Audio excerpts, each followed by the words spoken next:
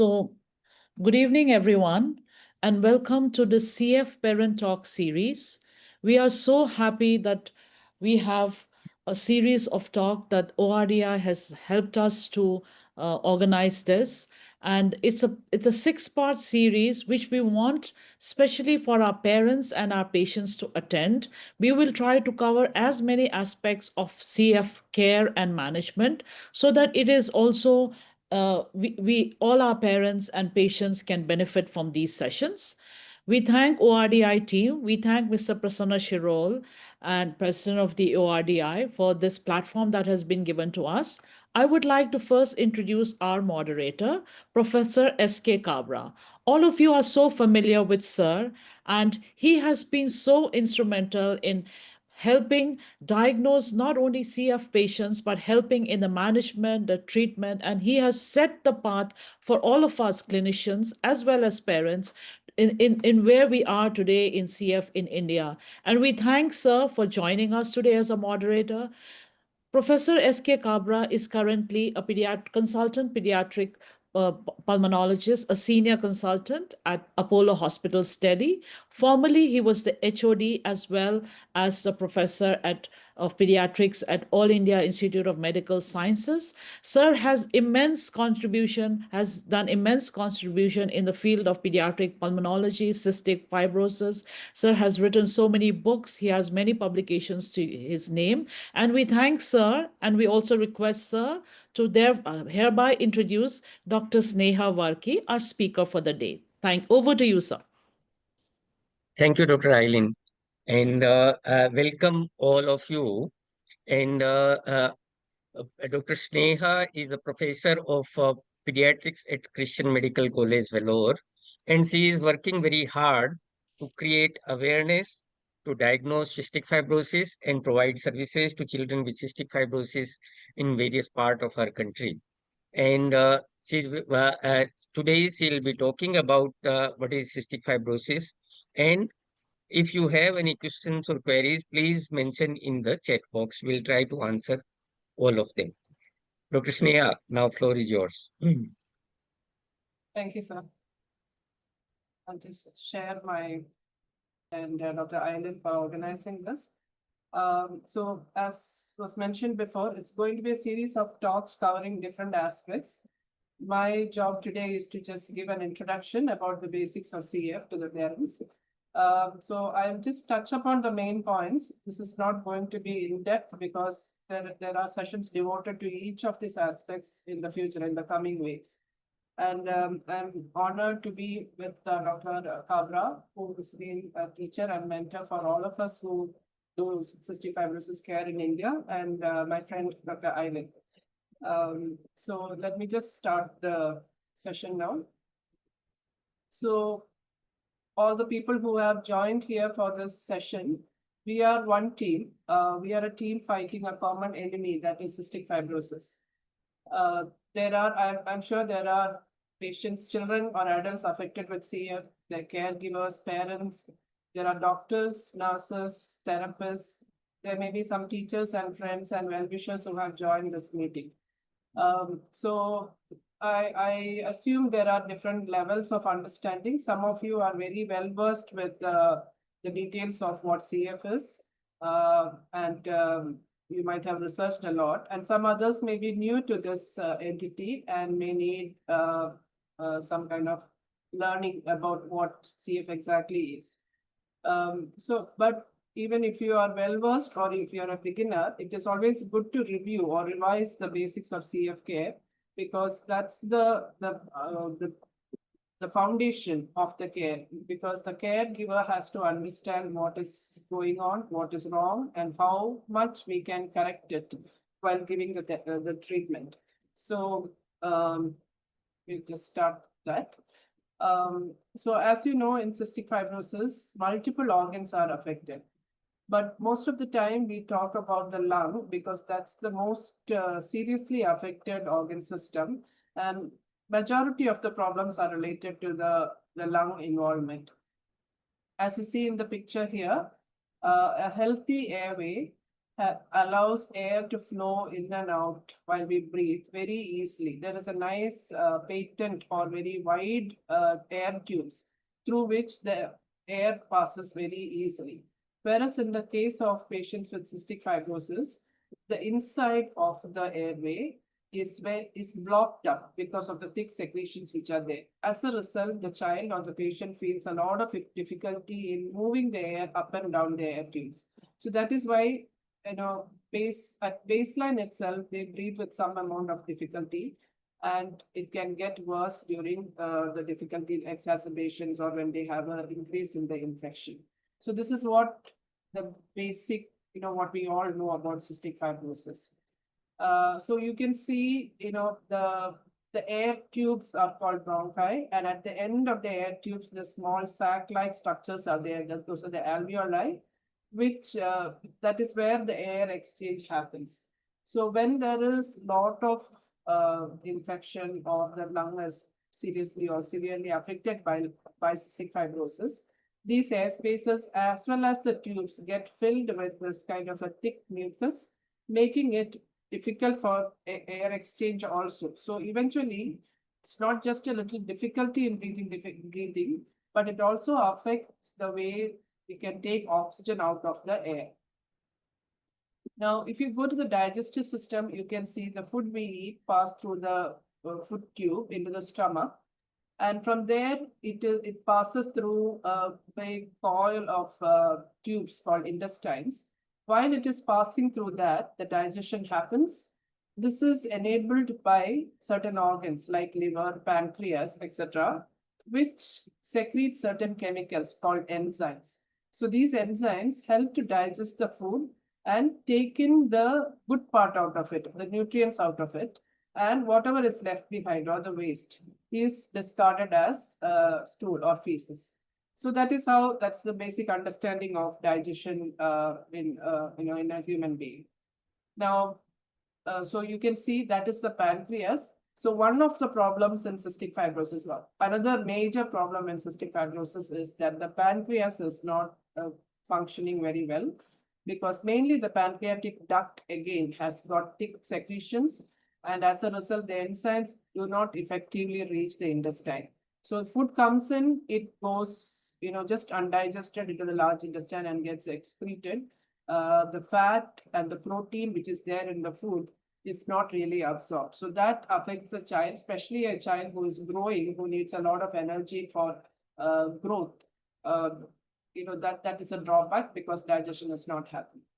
The other main problem you might have noticed in many children is the salt deposition on their skin. Sometimes you can actually see the salt, precipitating on a sweaty day. Sometimes it's not that visible. It may be just, you may be able to kind of taste their sweat is very, very salty. Now, so the question now is, why do they have this problem? Why do they have respiratory and digestive issues?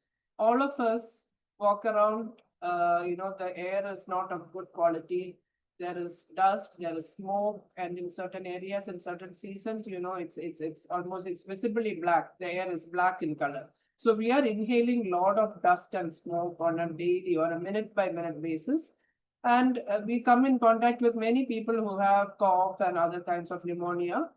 We go past them, we sit next to them, we eat with them, but we hardly fall sick.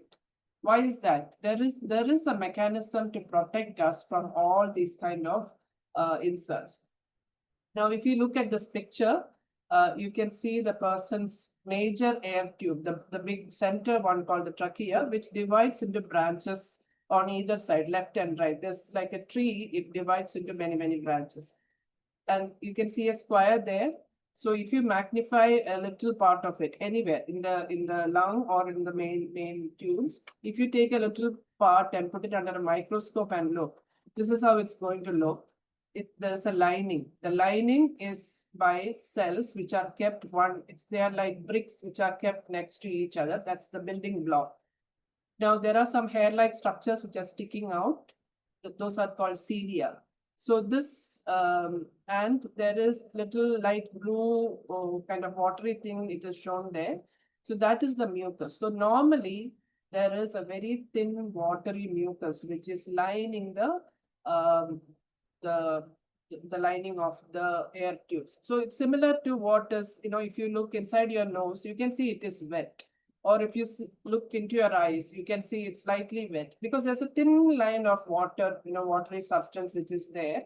It is very thin. It is, it is actually, it will be moving, but, so in the lung, what happens is whatever we inhale, that is which we breathe in, dust or particles which are, you can see those round objects which are there, it gets swept out of the lung with the help of the cilia which are moving. And the watery liquid or the mucus, which is very watery, helps it. It's like how we clean our mop, clean our room with a mop, with a wet mop. It continuously keeps cleaning the breathing tubes. As a result, we don't fall sick even if we go into some area which is contaminated or there's a lot of pollution. But then what happens in CF? What happens in them? Now, I want to introduce a concept of gate. We all know gate. We have gate in our house. So the gate prevents, people or animals or whatever is inside from going out. So that is the function of a gate. Now here you see two pictures. The goat or sheep is inside and there is a gate. If you open the gate, they can come out. So the gate is something which allows movement from one area to the other. Now, why am I talking about the gate here?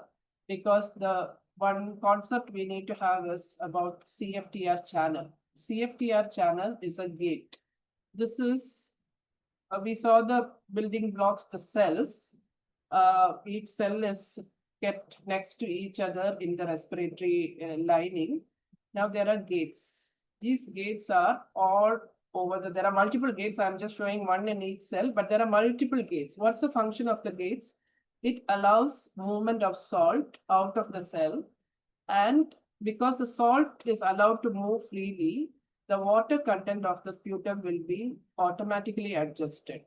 So, when where there is salt, there water will be drawn in, that is a property of it's a chemical property. So because this gates allows certain salts to pass through into the lining or on the outside of the lumen of the tube, the mucus becomes thin and watery and it is automatically adjusted. Even if we are a little bit down on water, if you are dehydrated also, the cells, the gate will adjust how much water should be in the lining so that our mucus is always thin and watery and the normal cleaning will always happen whether you are dehydrated or you're well hydrated, this will automatically happen. So this is very important. This gate is very, very important to that it should function normally to keep this lung surfaces or the inside of the lung tubes clean. So if there is no gate, there will not be salt transport. And if there is no salt transport, there will be less water. Now that's what will happen. If there is less water, the mucus is going to be thick and it's going to get stuck in the airways, and that is what the difficulty in the cystic fibrosis patients. So the gate, or otherwise called CFTR channel, is the problem. There is a defect in the channel or the gate of the persons who are affected by cystic fibrosis. Now, why isn't there a gate? Why don't they have the gate? That's the question. Now, the genetics decide the formation of a normal gate on the surface of the cells. So it is decided by our genetics, what we inherit from our parents. So in a normal person, the cells in the lining of this air tubes, they will get two copies of instructions, one from the mother, one from the father, to make normal gates or CFTR channel. So this set of instruction, we call the name genes for this set of instructions. So each cell in our body has instructions or genes to do different function. As far as this disease is concerned, we are talking about the formation of the gate. So if the person has inherited two normal copies of instructions of gene of CF, they will have normally functioning gate and everything will be fine. But if the instruction or the genes have an error, that is what we call mutation. If there is an error or a mutation, the gate will not be formed, or sometimes there is some kind of a gate, but it is a defective gate. Now, in this picture, you can see one cell to the left with a normal gate, which will allow the salt to move easily. The next cell has no gate at all. So as a result, the water is not, the mucus is not thin. It is a thick, sticky mucus because water is not passing through.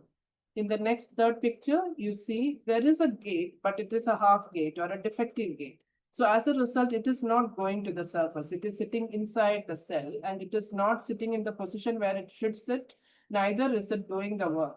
So either the person has the cell of the person has no gate, CFTR channel, or a defective gate, defective CFTR channel. The effect is the same. The mucus will be thick and sticky and the person will have all the difficulties associated with that. So this is the basic defect, the CFTR channel in each of the cell. It's not only the cells in the airway, the cells are there in the intestine lining, the cells are there in the pancreatic duct, there is in the liver duct. All the tubes in the body are lined by these cells which need a functioning gate or a channel. So if this channel is not functioning, then different defects happen. In the pancreas, the enzymes do not reach the intestine. The intestine as such sometimes develop block because of that. And in the sweat glands, if there is a defective CFTR channel, it causes wastage of salt, wastage of sodium and chloride. So the person may become low in salt at some point of time. Now, how does it all start? What are the symptoms? What are the manifestations? What does the person feel because of these defects? Now, we understood what is going on and why is it so. So what does the patient feel? So when they are born, most of these babies are almost 99.9% perfect, except maybe 10%. They may be born with an intestinal block called meconium. So some parents may have this experience that the baby had to undergo a surgery. They didn't pass stool and then had to undergo a surgery. But mostly 90% of them are perfect at birth. One of the first problems parents note is the lack of weight gain. So they are born with 3.5 kilo, 2.5 kilo. So we expect almost a 1 kilo weight gain by the time they go for the 6-week vaccination.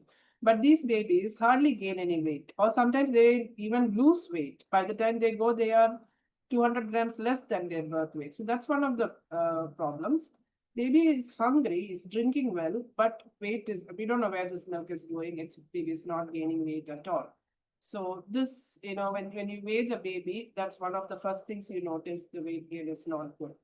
Sometimes the parents may notice the oily stools, and sometimes, a lot of times, they develop severe anemia by the time before they are 6 months. Usually all this iron deficiency, etc., does not happen in the young babies. It happens close to 1 year of age. Whereas these babies develop sometimes severe anemia by the time they are 2 months, 3 months, etc., and we need to transfuse them. And then sometimes the skin becomes so bad, in the sense the baby will swell up with fluid collection under the skin. The skin starts peeling out.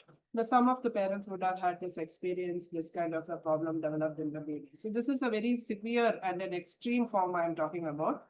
But many of them may just have this weight loss, and then somebody will diagnose them, and then the problem will reverse.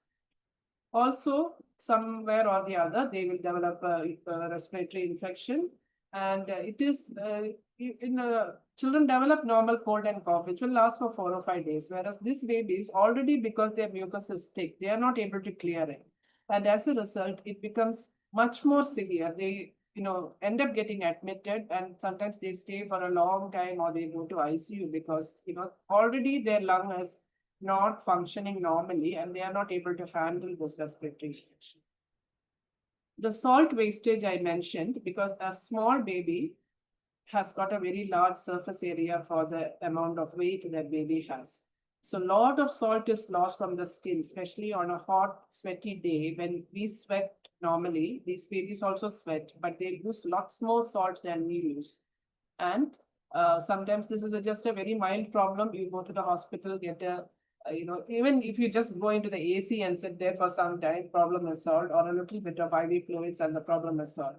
But sometimes this can be very severe, and they may develop seizures, etc. And other things, some people notice the salt deposition, as I mentioned, or the hands wrinkle under water, etc.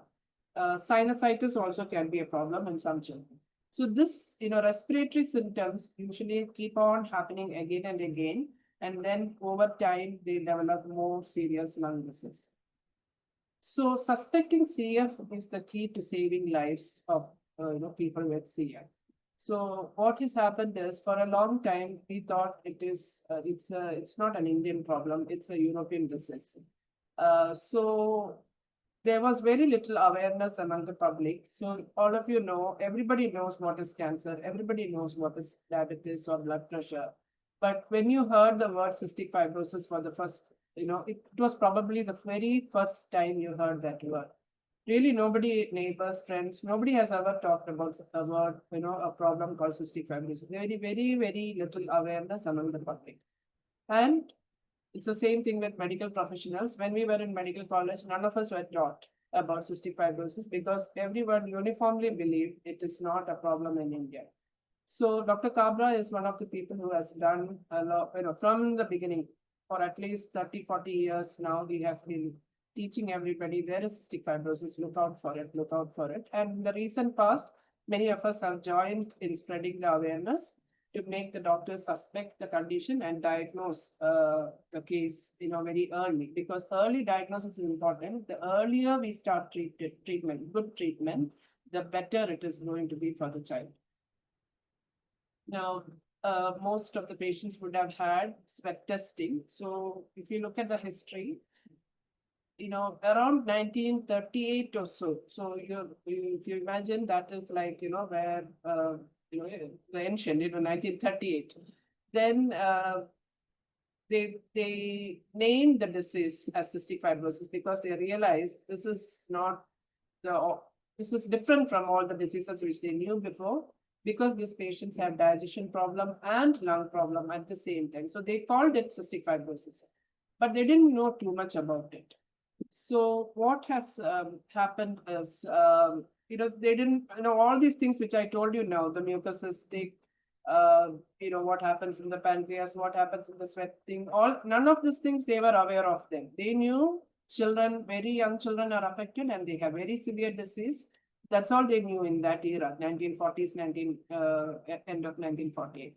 So in around that time, there was a heat wave in New York. And when that heat wave came, the temperature rose up very high. This particular doctor, Dr. Paul Agnes, he noted that many of the children they suspected to have this condition became suddenly very sick. They were okay. They just had a little bit of cough and digestion problem. And when this heat wave hit, they became very, very tired, and some of them became unconscious, dehydrated, and I think they lost a couple of patients also. That happened in 48. 49, again, the same season, again, the same thing happened. So this made this person very curious. What's going on here? So he thought maybe this is something with their sweat. Maybe they are sweating too much. That may be the problem. So he kept on researching a lot, and then they found, he and his team found, these patients lose a lot of salt compared to others. And eventually that became the testing, to diagnose. Because if you have a disease and if you don't know how to diagnose the condition, you can't diagnose anybody and you can't treat anybody, right?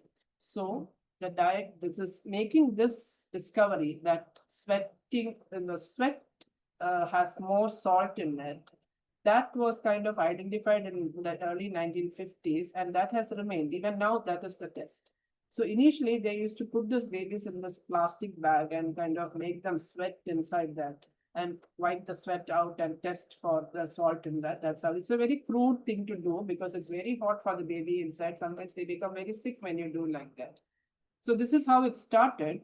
But now we have very easy tests. Many of your children would have undergone the sweat test. You can see the baby is not worried about it. It's not painful. It's like a watch which is tied there, and it collects the sweat, and we can measure the sweat chloride in that. So the cost is about 3,000 to 4,000 maybe. Dr. Kabra has developed a very indigenous method where it costs much less. So some of the centers have that equipment where they do it for a very, cost-effective way. Now, this is the best test to diagnose CF, or we call it the gold standard testing. Sometimes the value may be a little bit borderline because we say above 60 millimoles per liter is diagnostic of CF. Sometimes we get 50, 49, 55. So it's not 60 or above. So then we have a little bit doubt now what is it is of CF. That happens sometimes. If the patient still has CF, but the sweat test may be slightly below. The normal value is less than 30. So anything above 30 is not normal. It needs to be tested again and again till we confirm our diagnosis, or we confirm diagnosis by some other method. The other method we use is genetic testing, which is a blood test. Here, like I said before, the genes are tested. The CFTR gene is tested to see if that error is there. We have to find two errors. One would have come from the mother, one would have come from the father. So if only one error is found, that is not, that doesn't say the patient has CF. We have to find two types of mutations in the patient. But the problem here is there are many, like more than 2,000 types of errors or mutations. Now, which of them are serious, which of them are just probably nothing, it doesn't mean anything. There are mutations like that also. So sometimes it can cause confusion, mainly because in the Indian population, we are finding more and more newer and newer types. We get the name or the number of the mutation, but there is no reference because no one else has seen such a mutation before. That's because for many years and decades, we thought we don't have CF and we didn't really study enough. All the studies were done in the European or in the American population, where almost 85 to 95%, they will have one single type of a mutation, which is, del-5 notate mutation. And the rest 5% or 10% only have some other mutation. Whereas in India, only 30-40% have this del-5 notate. The rest 70% have very many different types of mutation.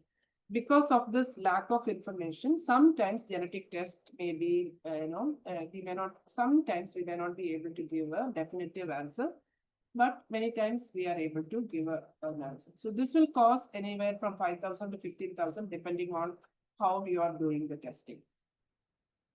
This is another thing called newborn screening. So this is a screening. This is not a definitive test.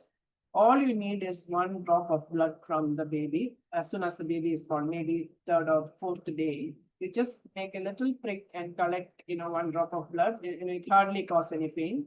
And you can check for CF, not just CF, you can check for many other diseases. Some 30 diseases you can check with that 1 or 2 drops of blood. So newborn screening was kind of introduced into most of the developed countries from 80s to 90s.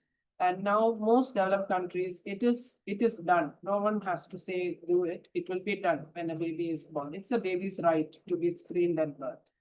So because of this, the diagnosis of CF and some other diseases are made within the first 2-3 weeks, and treatment can start from 2-3 weeks. This was a very, I'll show you another graph. But because of this kind of a, intervention, or because of this kind of a program, the whole scenario changed, and the patient started living much more than before, because treatment started very young, very young. Now, that is about the diagnosis and about the screening. So like I said, this heel prick, that drop of blood, it's only a screening. It is not a diagnostic test.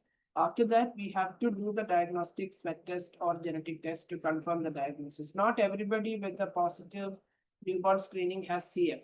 That's only screening. You screen and then decide who needs the next level of testing.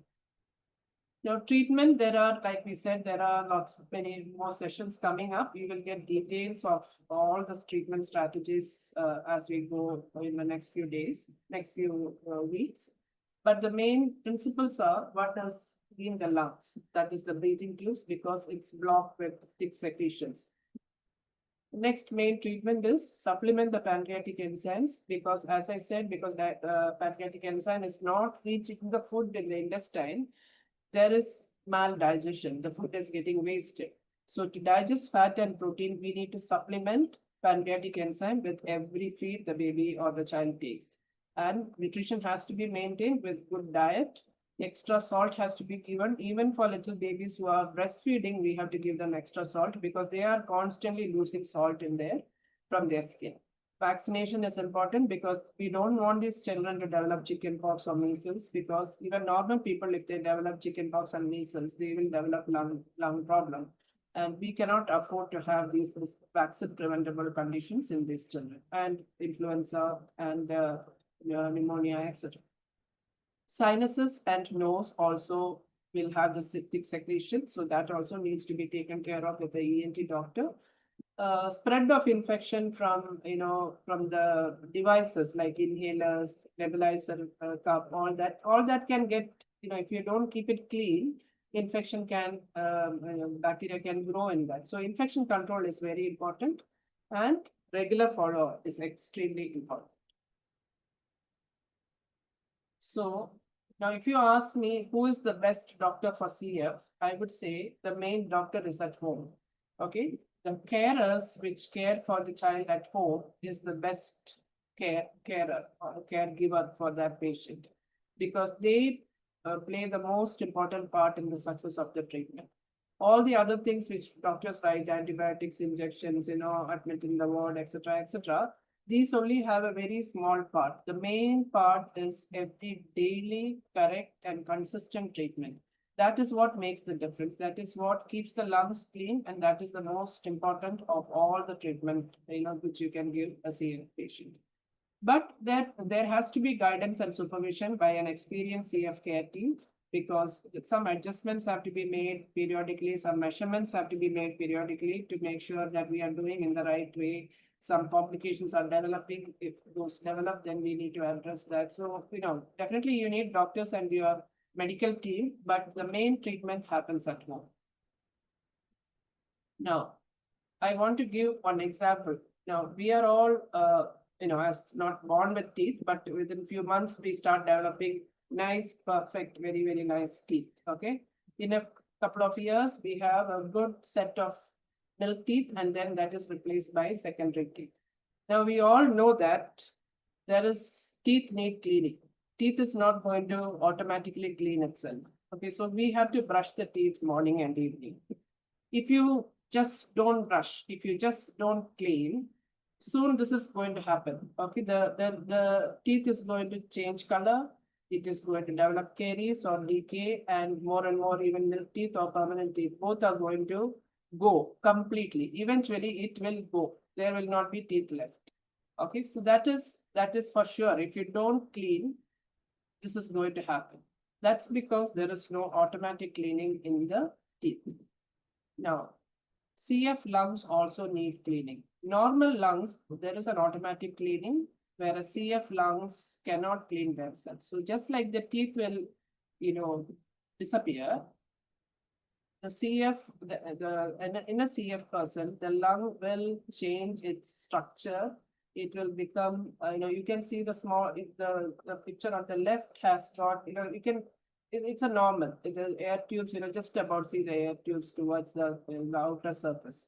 Whereas in the next picture, you see this big pockets. That's called bronchiectasis. The air tubes become larger in size. The shape is changed. They are like pockets. They develop like pockets inside the lung, and already there is thick mucus. We know about that. Now, if the pockets are there or bronchiectasis is there, the mucus just cannot come out because it will sit inside the pocket.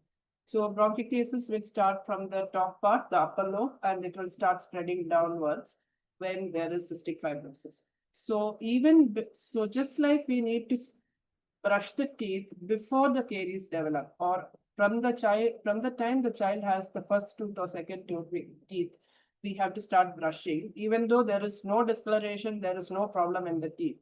CF person's lung has to be cleaned from the very beginning. The moment you are told a diagnosis or suspected a diagnosis, the cleaning has to start. So the protocol or the way to clean it, you need to learn it, from an experienced person, because there is a way to do all these things, and that has to be done daily and effectively. And if not taken care of, CF lung disease will progress. And, when a lot of the lung is affected, it can affect the function of the heart. And if the heart is also affected, then treatment becomes more difficult when there is extensive lung involvement, and more complications can develop. So this is, extremely important that we do this. Now, we'll just listen to Mrs. Sharma, one of the parent, who is about her views on chest physiotherapy.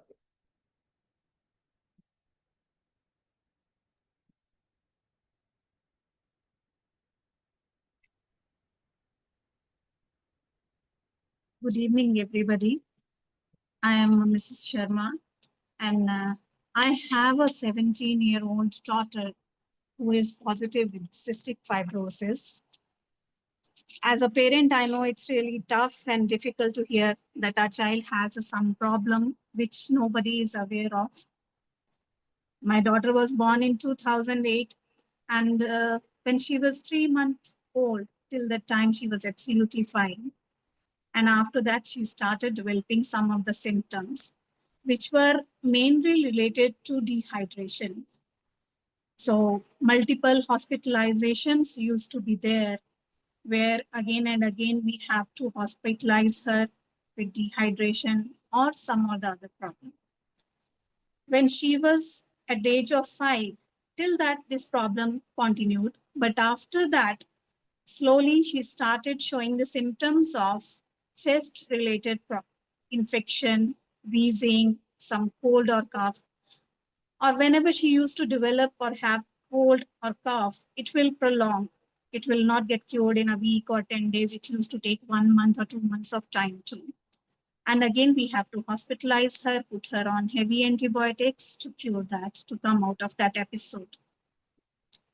Then slowly, when this episode kept on happening again and again repeatedly, at the age of 8, we got a chance to go to one of the biggest hospital in India, that is AIIMS. And there we went to the pulmonology department, where luckily Kabra sir was there, and he only suggested that maybe she has a CF, so you have to do the screening test for her. And we went for a genetic testing, which is the most important thing for a child, those who has such kind of symptoms. So in that genetic testing, she came positive, and by the time her age was 8. But luckily, okay, we came to know about it, and we started off with the CF treatment. As we all know, from the outside, it seems that, okay, we can do each and everything, no issue. Medicines are there, we can give medicine in time. Antibiotics will help the child to come out of the problem. But it is not so easy, as we all know this as a parent. So after that, we have been giving her all the treatment thoroughly. Today, I'm here to share with you one of the latest experience, which was from last 3 months. My daughter was absolutely fine. No mucus secretions. We were following with medicine. We were going for routine checkups. So we were really very happy that, okay, she's fine now. And she was doing her routine exercise herself since she's 17-year-old now. And we as a parent also thought that, okay, let her take her own responsibility now. So she used to do a treadmill for 45 minutes, followed by nebulizers, followed by her spirometer and echopella thrice in a day. No secretions, no symptoms, no wheezing, nothing was there. But suddenly, we thought, okay, her routine checkup is pending, so let's go for a checkup now, go for a follow-up now. So when we came for the follow-up to the doctor, they did their routine testing along with her chest X-ray. To our surprise, we were just astonished and stunned when doctor showed us her X-ray. It was full of mucus. It was fully shady. And to our surprise, we were just in thinking that she's absolutely fine. From past 3 months, nothing is there. So when we saw that X-ray, after that, the doctor advised for hospitalization, which we did immediately. Now, in the line of treatment, which is very important for a CF child, they started off immediately with her chest physiotherapy, which when our child is well, we all tend to ignore. we feel lethargic, we think that, okay, they are well, there is no mucus secretion, no alarming, no, nothing is there. But yes, that's a silent alarm for everybody. Because when there is no mucus coming out, that means you have to be more alert. Something more thick is inside, which really needs our help to come out. So when they started off with the chest physio, which was done by a trained physiotherapist, nearly for 45 minutes to 1 hour, that thick mucus secretions started coming out. And we were really surprised that how these 3 months, nothing was there. And she has so much of secretions inside, so much of mucus is inside. Now talking about physiotherapy, earlier we used to think it's a part of exercise. No, it's not a part of exercise. It's a kind of lifeline. Because these antibiotics will work for some time and their result will last for some more time once we leave them. But physiotherapy is one thing which we need to do every day religiously for our child, which can help them to keep healthy without lesser medicines or sometime without the infections. So this physiotherapy has to be done every day, 3 times a week, 3 times. And also when you do this physiotherapy, you really need to learn these exercises from a trained physiotherapist who actually know what cystic fibrosis is, what are the patterns to be done when you do one exercise or one particular part, for how much time we should do it, when the child is supposed to do the cuffing, and that really helps the child to clear the chest. So with this physiotherapy, just with the 2 sessions followed after one after other, within a gap of 4 to 5 hours, we could see on that day that how much of mucus has came out. That time I realized where we were lacking. So we took the things easy and we were on a happier side, but it was a silent alarm inside. So along with this physiotherapy, I'll request all of you, those who are listening to me, that please follow a good diet, follow a good healthy habits of hygiene, followed by a very good periodic follow-up with your doctor. Because every time when you go to your doctor, they'll be monitoring each and every minute improvement or some things are lacking in our child. They'll be helping us in all the ways, and it's very important for their growth. During in the growth period, we tend to think that, okay, they are gaining weight now, they have gained height now, so maybe they are getting better. But at this time itself, they need more care, they need more nutritious food, they need to be monitored more keenly. So please follow up with your doctor on your routine visits. And along with that, when you go for a follow up with your doctor, whatever test they suggest, especially related to your breathing and respiratory part, we must follow that. Spirometry test is there, which was done for my daughter this time. And to my surprise, the readings for that was very low. Whereas I was very happy that from past 2-3 months, she is doing a 45 minutes treadmill. She is doing chest exercises. She is doing yoga. Earlier, she used to feel breathless while going up and down on the stairs, but now she's better. While walking for a long time, she will feel tired. But okay, with following those exercises, she was fine. But no, inside there was a lot of things was happening. So the chest physio, followed by a good diet, along with medicine and routine checkup with your doctor is very important. We as a parent have a very big role, as Dr. Sneha has advised us, because we visit the doctor once in a 3 months, once in a 2 months, or whenever we are in problem. But at home, we are the caretakers who can help our child to come out of this problem very easily so that they can lead a normal life. So as a mother, I humbly request all of you to please follow with every day your whatever routine is suggested by your doctor. Follow that. Don't leave exercise at all, even though your child you think is fine, no problem, no secretion is there. That means you need to take more care of your child. So this is my experience, which Ma'am Sneha gave me a chance to share with all of you. And I hope we all together will help our kids to come out of it and we'll be a strength of pillar for all of them. Thank you so much, ma'am. Thank you so much, everybody on the panel. So one of the things everybody on top of everyone's mind is what is the new treatment? How is it going?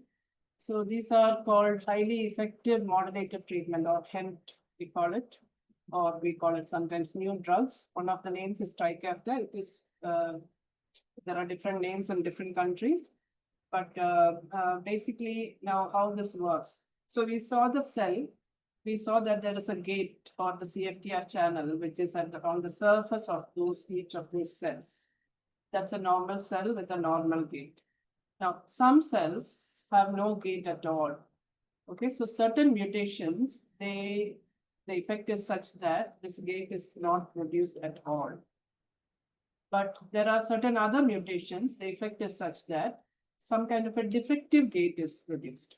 Okay, so when in this kind of mutations, what can be done is this modulated treatment. What I'm showing in the green is the modulated treatment. It works on that defective part. Some gate is being formed, so it works on that and it makes into a proper good gate which is on the surface. So it moves it to the surface and makes it function normally. So that is what this modulator will do, or Trikafta, or whatever name you're know it by. That's how it functions.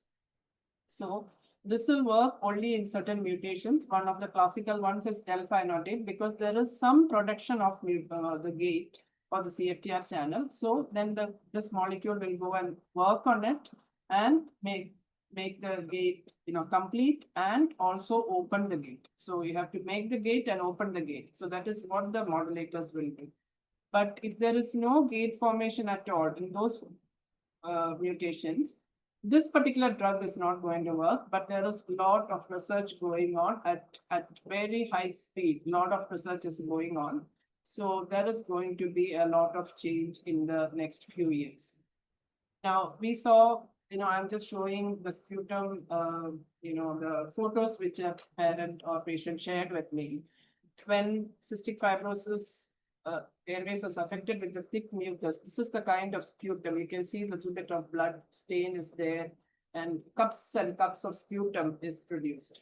And after the Trikafta or whatever medicine, the modulator medicine was used, within a few days, this whole thing came out. Actually, this picture is taken as soon as the medicine was started, the sputum started coming out.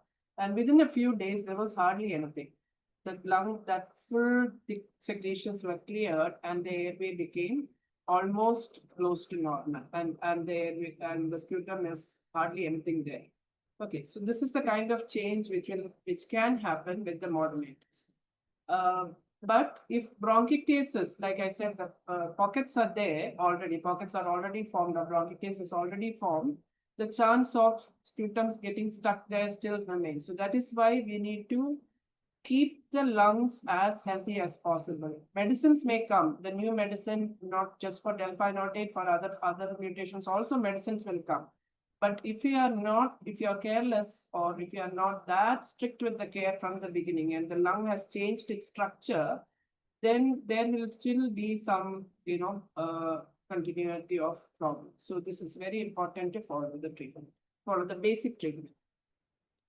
Now, this graph, from now on, it can only get better, because more and more changes are going to happen, and each of that is going to make the life better only. It cannot get worse. It can only go in one direction. So this graph is showing, you can see the first few years, we didn't know what we were doing. we meaning the people who lived then didn't know what we were doing. And even up to 1960s and early 70s, there was some little bit of antibiotics, some postural drainage. There wasn't much of a change. What you're seeing in this red line is how the life expectancy is changing. How many years is the life of these patients? That's what this is showing. So you can see at some point it started, it started like a rocket, it started going upwards. Now what has happened then? Main things which happened is increased care, aggressive care. We got the information and the ability to do sweat testing to diagnose early, ability to do newborn screening and diagnose them before the problem started, good antibiotics, good chest physiotherapy, just doing it aggressively. That is what the change is. When that happened, like a rocket, the life expectancy went up from 10 years to it just climbed up to 30s and 40s. And you can see the latest development, the CFTR modulators is at the right at the very end. It also helped, but the jump or the going up started with a very basic treatment. So all that very basic treatment is available to everybody, and we just need to focus on that treatment till the other medications are available to us.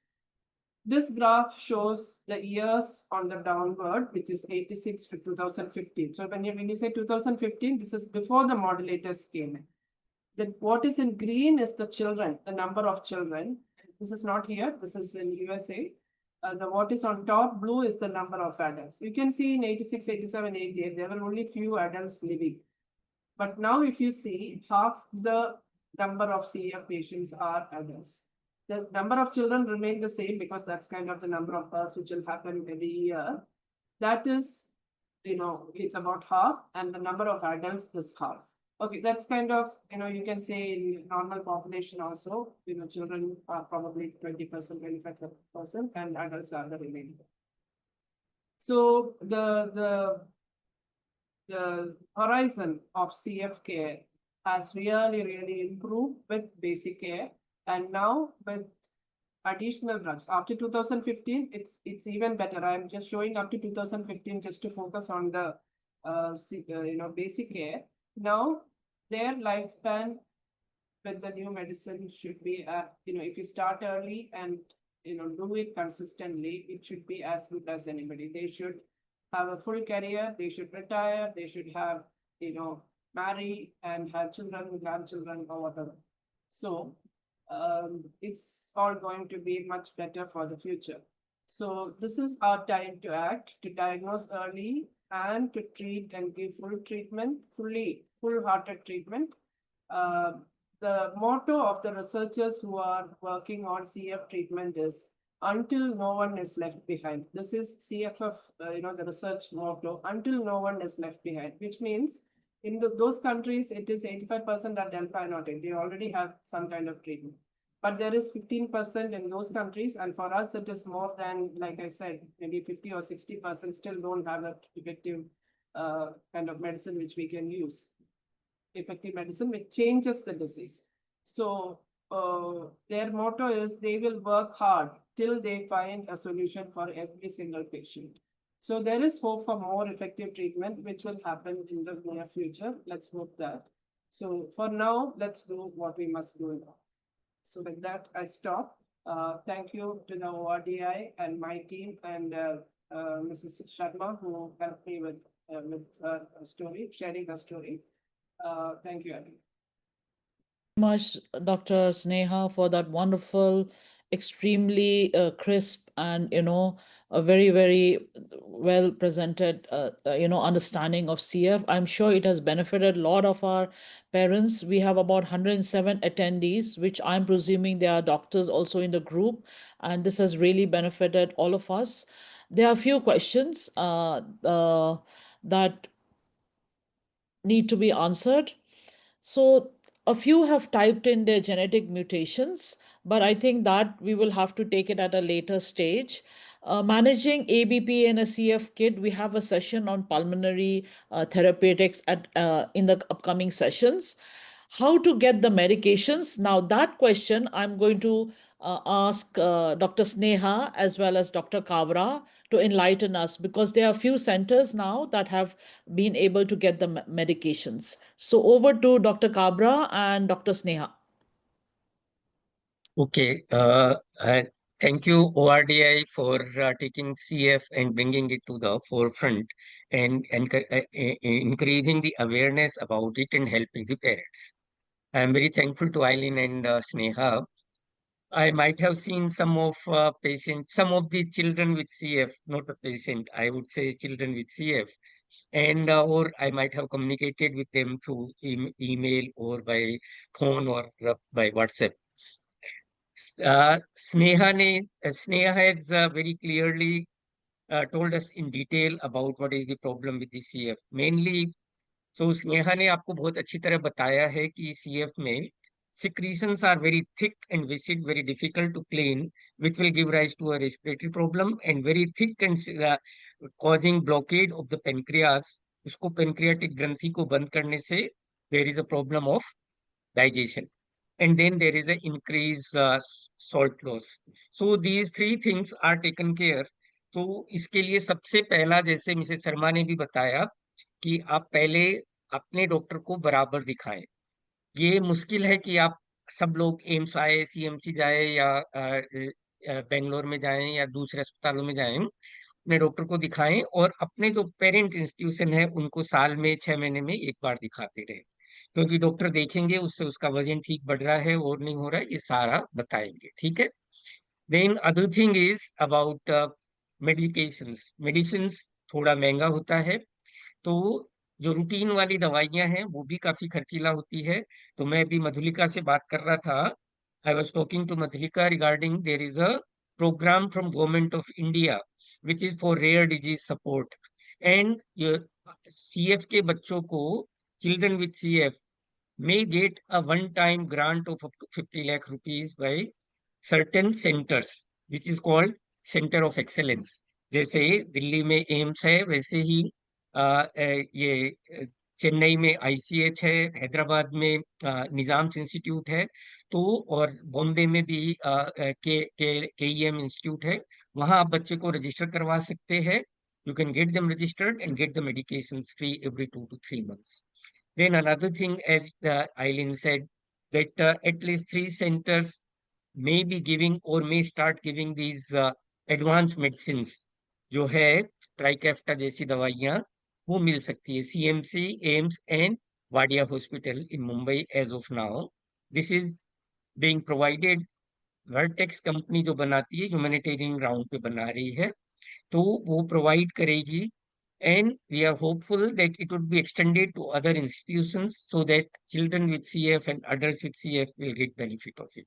And major thing is, go to your doctor regularly, keep your chest clean, and give enzyme.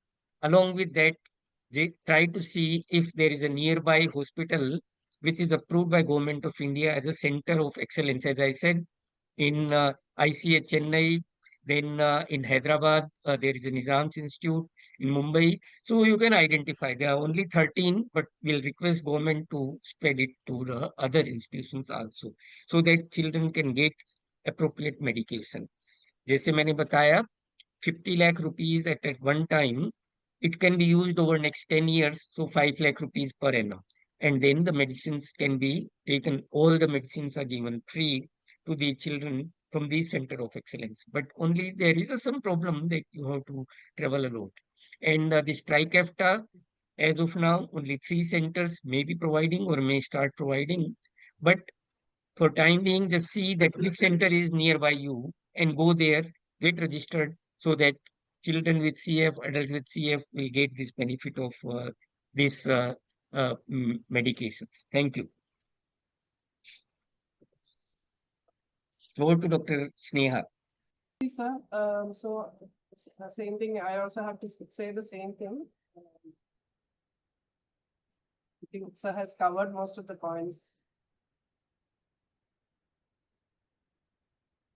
Emphasize that for medicines, routine medicines, try to identify nearby center of excellence by Government of India so that you get registered.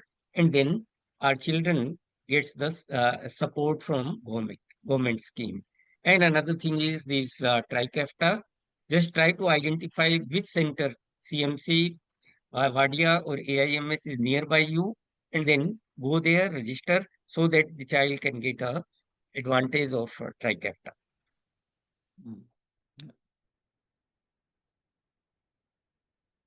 Yeah, thank you so much, sir, and Dr. Sneha. So, the other important factor that we need to emphasize is that all patients are not going to be eligible for the drugs.